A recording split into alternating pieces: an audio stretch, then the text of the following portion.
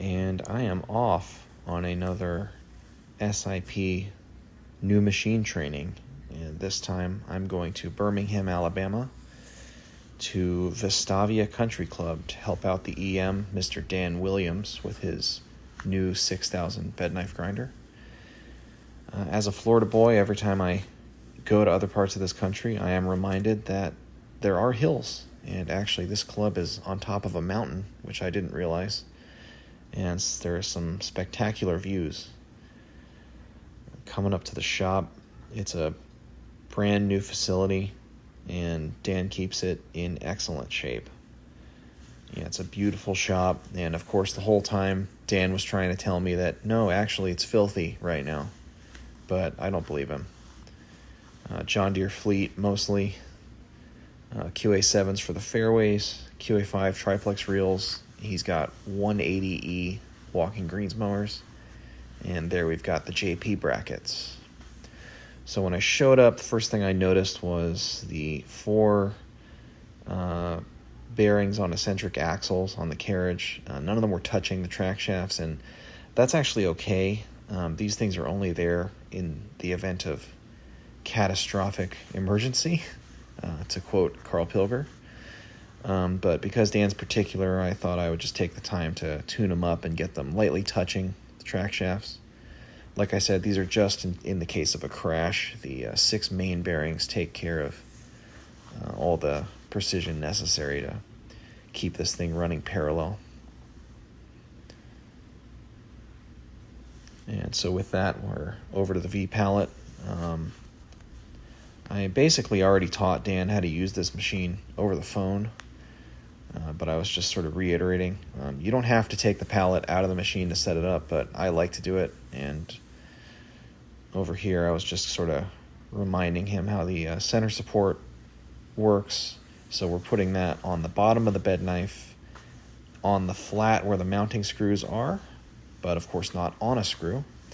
And this is just how we're going to level out the knife in the grinder so that we can reference all our angles. I skipped a step here, but Dan's just touching off his front and top face CBN stones and zeroing out his hand wheels and marking that knife up with that thick with 2 C's blue Sharpie. Off to the races, grinding both faces parallel to the pivot bolts.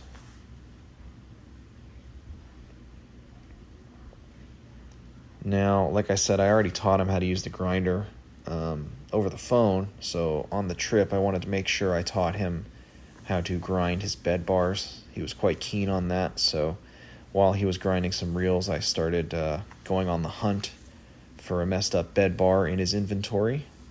So I did the light test, which is a little primitive, but the real method is to set it up in some V-blocks and go ahead and sweep it with an indicator. And about 4 bars in, I managed to find about a 5 or 6 thousandths smile in this bed bar in the middle. And so we're gonna go ahead and grind that out so that he doesn't have to grind it out of the club's bed knives. So bringing the bar over to the grinder now, we're setting it up in SIP's extended V support brackets, which are included in the bed bar grinding kit that they sell. And I'm just sort of re-emphasizing to him here that whenever we mount up our V supports, we want to take the weight of the knife off of them so that they square up nicely with no distortion. And then I'm just going to go over setting the angle, although we're not really setting an angle. We're really just matching what's already there. So, more or less what we're doing is lining up the bed bar to the stone and just getting a nice even scratch along, ideally, the entire width of that mating surface. Not trying to change the factory angle. We're just trying to get it flat and parallel so that we don't have to grind that error out in the knife later. And he's just checking for light there. It's a bit difficult to see. And there we go. off to the races again. And you can see here after the first pass or so,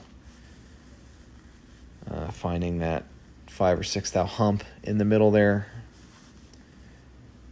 There's different ways to measure this, but in my experience, the only way to really know how messed up your bar is to grind it.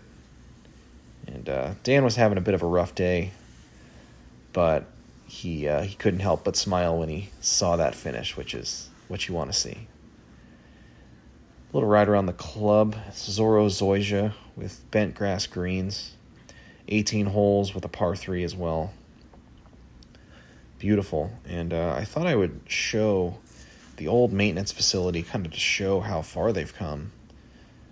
Dan took me in here, and you can see it's kind of a catch-all storage place for the clubhouse now, but this is where he was working when he first started.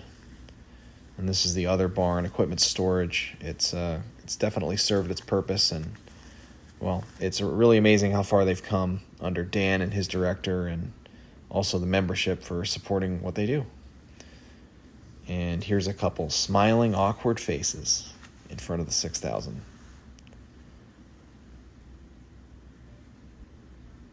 Here's some views, and for this I would say people have become enlightened looking at views much crappier than this. Yeah. Wide open like consciousness itself. Worth seeing. And that about wraps it up. Another SIP trip in the books.